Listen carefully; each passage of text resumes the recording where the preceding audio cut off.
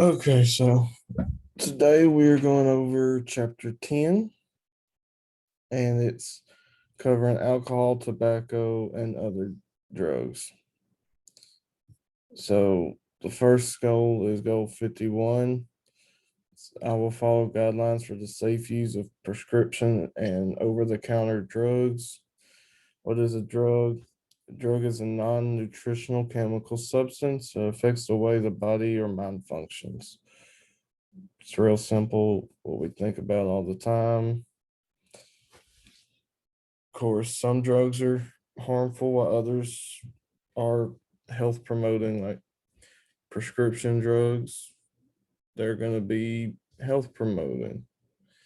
While stuff like cocaine, it doesn't do anything to help, it just harms. So here's some harmful drugs. It's alcohol, tobacco, cocaine, methamphetamine, ecstasy, marijuana. They're not doing anything to promote our health. It's just there and just causes harm to the body. See, health promoting drugs are over the counter drugs, prescription drugs such as insulin, diabetes. They are drugs intended to promote health, and even some that are made to promote health can harm the user if they are not followed by the guidelines. Drug use. So you got responsible drug use. It's the correct way. For a legal drug, in order for it to promote the health and well-being. Drug misuse is anything other than the correct way of using it. And you got drug abuse. It's basically just using a drug for absolutely no medical reasons. So you got several ways drugs can enter the body. You got by mouth, which is the most common with the pills and everything, by injections like shots and everything, by absorption, like your skin patch, suppository, um, the buccal absorption, sublingual absorption, and snorting. A lot of people think snorting is inhalation, but it actually just goes into the mucous membranes in the lining of your nose and you absorb it into your body that way. And you also have implantation. I know there's some birth controls where women have it implanted into their arm, and that's a drug that enters their body because of the implant. So we got prescription drugs. It's medicine is a drug that is used to treat, prevent, and diagnose illness. Go to the doctor, we get medicine all the time. It's still considered a drug. So you got your prescription drugs, which is medicine that can only be obtained with the basically a doctor's note that you take to a pharmacist, which is also a licensed health professional who administers the drugs prescribed by your doctor. You got your brand name drugs, which is what you think about most of the time. They got the brand on it. Then you got your generic drugs that are basically the same thing. They'll have the same active ingredients. They're just not the name brand. We'll have off-label use, which is okay because off-label use is just the doctor decides he wants to try prescribing you a medication that's not actually intended for what he's giving it to you, but he knows it will still help, so he's trying this route.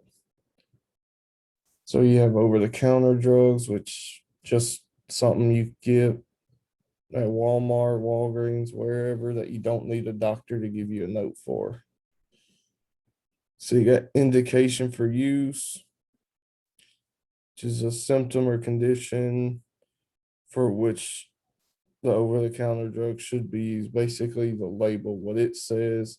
If it's saying that this is its use and that's what you're using it for, then okay, you're good to go.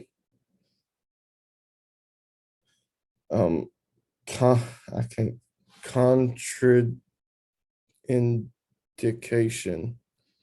It's a symptom or condition for which the over-the-counter drug should not be used. Uh, like if I just want to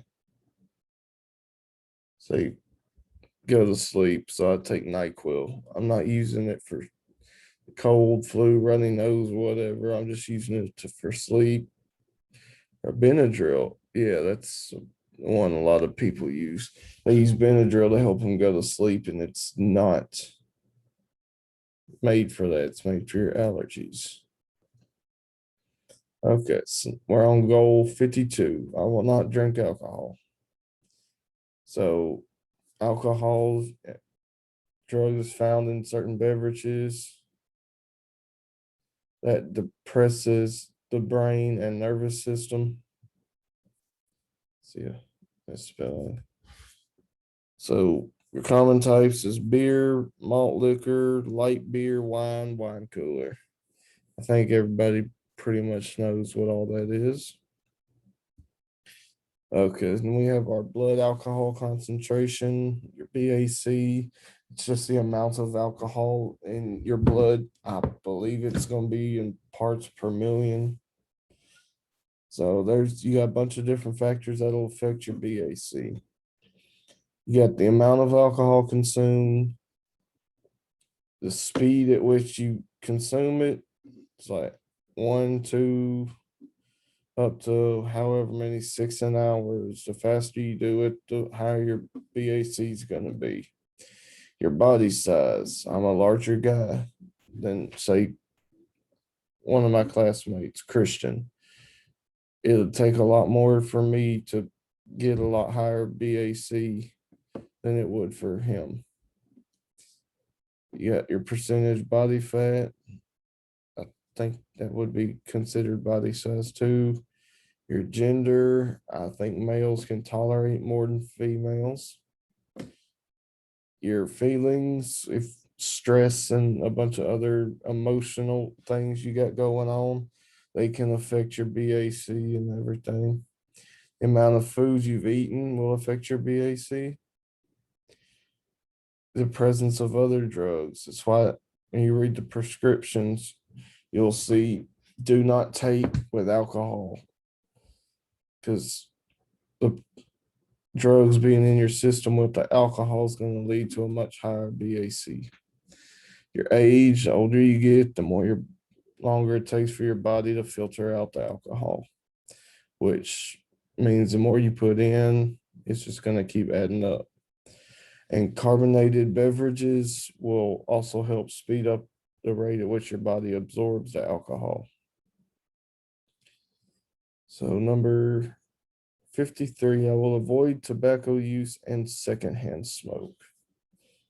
So nicotine is the drug inside tobacco, which is a stimulant, kind of speeds up the nervous system. So one thing that can come out of from smoking cigarettes and everything, you get nicotine withdrawal syndrome, which is the body's reaction to quitting tobacco products. If you stop smoking after a while, your body can start going into withdrawals and everything. Some consequences of smoking, you got cancer, respiratory diseases like COPD, cardiovascular diseases wind up causing your heart attacks and accidents. So smoking is one of the leading causes of fires. People accidentally go to sleep with it in their hand, drop it, catches the curtains, bedding, couches, wherever they are, it's fall, and just that hot embers on the tip will catch all this flammable stuff on fire. So number 54, I will not be involved in illegal drug use. So illegal drug use is the use of a controlled substance, such as prescriptions, with without getting written consent from your doctor. Stimulants, it's a group of drugs that speed up the activity of the central nervous system. Like I think cocaine's going to be your stimulant. And you got your sedative, hypnotics, or drugs that depress the central nervous system. Narcotics slow down the nervous system and relieve pain. A lot of people get hooked on those. Hallucinogens, drugs that interfere with the senses and cause hallucinations. A lot of people just like the hallucinations, but it is not good for your body. Inhalants, which is chemicals that affect the mood and behavior when inhaled. This is all stuff that you should not be doing. It happens. Go along, you say no. So, number 55, I will avoid risk factors and practice protective factors for drug misuse and abuse. So, a risk factor will be something that increases the likelihood of a negative outcome. Say you're hanging out with your friends, everybody's sitting around drinking, smoking, doing all this other stuff, and you're still hanging out with them. That is that's a risk factor because they're gonna wind up giving you peer pressure. Just it's not gonna wind up being good. You get your protective factor, which is something that increases the likelihood of a positive outcome, which would be same group of friends smoking, drinking. The protective factor would be that stop hanging out with them at least while they're drinking and smoking. Go ahead and just go on and do something else. That'd be your protective factor. Number 56, I will not misuse or abuse drugs. So, misusing drugs can lead to drug dependence, which is you got a couple different types of dependency. You got physical dependence, which is a condition that a person develops a tolerance to a drug and they have to keep taking it to prevent withdrawal symptoms. And also, when you develop that tolerance, say you actually, we'll go with painkillers, you develop a tolerance to painkillers. Well, when you actually need a painkiller, it's going to take a lot more painkillers in order for your body to start kicking in and letting that medication work as it should. You also have psychological dependence, which is just a strong desire to continue the drug for emotional reasons. You start having this urge and this thought that you can't do without it. So number 57, I will use resistance skills if pressured to misuse or abuse drugs. So like I said, you got your peer pressure, which is influence of people of similar age or status place on others to behave a certain way. You have a couple different types of peer pressure. You got your positive, which is an influence from peers to behave in a responsible way. And you got negative influence from your peers to behave in a way that's not responsible. So say you're out with that group of friends again, they're drinking and smoking, they start, hey, come on, why don't you smoke with us? Why don't you drink with us? That would be your negative peer pressure. But then you have a couple other friends that are saying, no, don't do that. Come, let's go with us. Let's get away from this while they're doing that. That'd be your positive peer pressure. And some ways you can use resistance skills would be like, I don't want to get drunk. I don't want to get high. I don't want to hallucinate. I don't want to just telling them all this stuff. Like, I don't want to do this. I don't want to do that. Which it is okay to be saying that. So number 58, I will choose a drug-free lifestyle to reduce the risk of HIV infection and unwanted pregnancy.